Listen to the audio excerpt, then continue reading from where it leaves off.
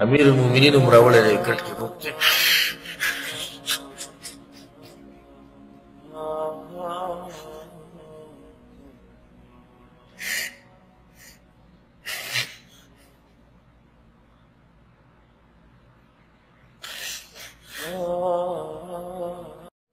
ابو بکر صدیق رضی الله عنه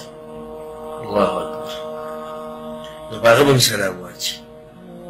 صاحب الغار بیا چې لږه خوښي ده داسې کې یو بل عظیم انسان پروت دی عمر فاروق رضی الله عنه د هغه هم سلام واچي عمر ابن الخطاب رضی الله عنه کله چې ابو لؤلؤ المجوسي خبیث په چړو باندې وو د سحر په منځ کې او د هغه نه دا وینه داسې روانه شوه چې سبیده او بېهوشه شو. ملګرو اوچت کو کور ته یې راوړو. عبدالرحمن بن عوف رضی الله عنه مخکې شو مونځ یې پوره کړو. عمر رضی الله عنه بېهوشه پروت. نو دا خبره مې دغه شروع کړې قبر د دې ځي. عمر رضی الله عنه بېهوشه پروت و چې هوش کې راغی نو اولنۍ خبره یې دا وکړه مسلمانانو مونځ کړی که نه. هغو ته یو امیر المؤمنین مونځ یې پوره کړی او ستا یو رکعت پاتې یو د مانځه تپوس په دې کوم ځای کې چې د هغه انسان په اسلام کې صحیح څه نشته چې مونځ نه کوي. بیا یې ډاکټر راوست او حکیم یې راوست هغه له دوایانې ورکړې هغه ترې راووتې په دې خېټه. نو ډاکټر ته یې دا وویې طبیب ته یې دا وویې چې ځان هسې مه ستړی کوه هغې وڅښل هغه ته دغه شان په دې خېټه راووتو. نورې دوایانې ور وکړې هغه ته دغه شان په دې خېټه راووتې. دا سرې د زوی په غېږه کې عبدالله رضی الله عنه د هغه په غېږه کې پروت و. نو هغه ته یې دا وویې په دې منځ کې وي زویه زما دا سر په دې خاورو کې کښېږده. هغه ورته پلاره ولې وایي کښېنه که چې د الله رحم وکړي د خطاب په زوی باندې په دې خاورو کې لت پت شي او دا وینې ترې بهېږي او دی په دې حال پروت وي که چې د الله پرې رحم وکړي. د عمر تبعید وي که د عمر رب عمر ونه بخوره. بیا یې دې زوی ته غلي غونته کې وویل لاړ شه د رسول الله وسلم په بیبي عایشه پسې رضی الله عنها او په ادب او په احترام د هغې نه اجازت واخله او دا ورته ووایه چې عمر وایي داسې ورته ونه وایي چې امیر المؤمنین وایي. ورته ووایه عمر وایي که ستاسو اجازت دي او دغه ځای کې ما له ځای راکوي نو ټول عمر مې ورسره یو ځای تېر کړی دی نو زه غواړم چې دا قبر هم زما د هغوی سره یو ځای شي او بیا د هغوی سره یو ځای راپاڅم. نو که ستاسو اجازت دی او دا به ورته ووایي چې دا د عمر ارمان دی چې ته امیر المؤمنین ونه وي. هغه ورغی ور یې وټکو. خبر خو په مدینه کې چلېدلی و چې امیر المؤمنین په چړو لګېدلی دی او په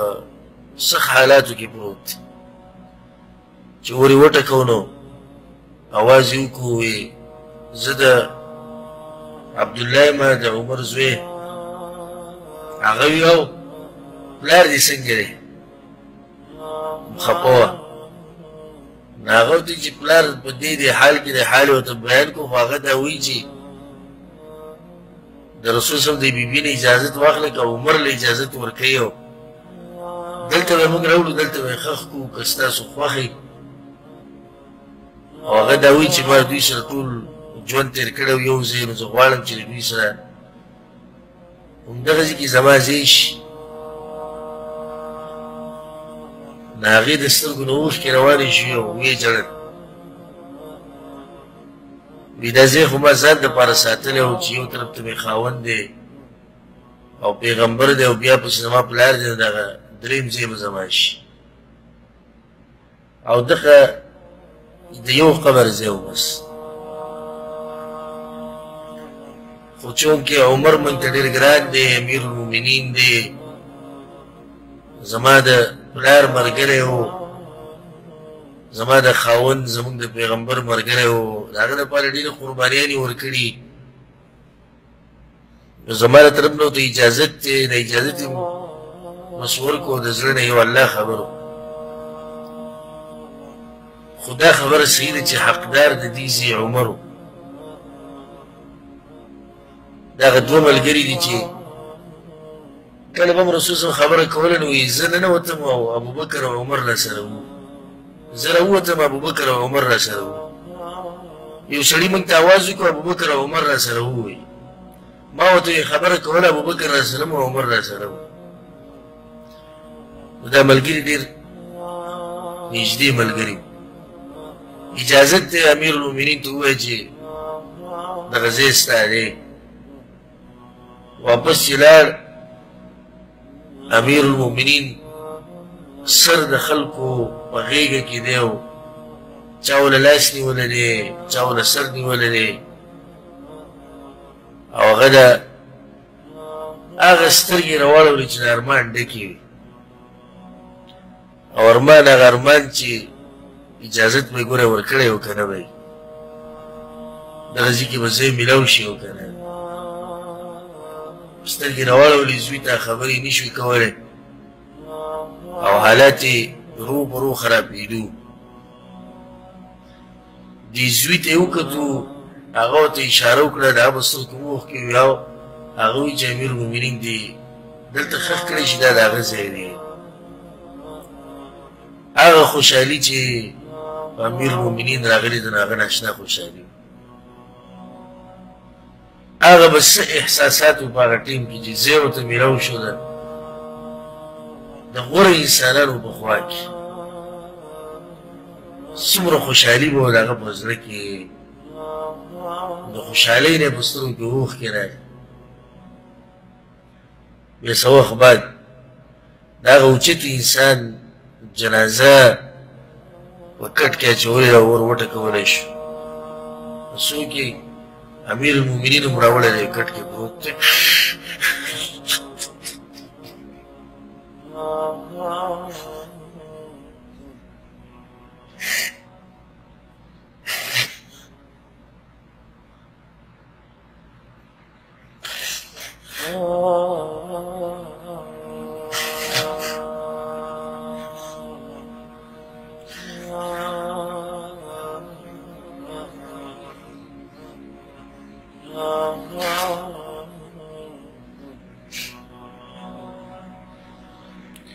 چې ور وټکولی شو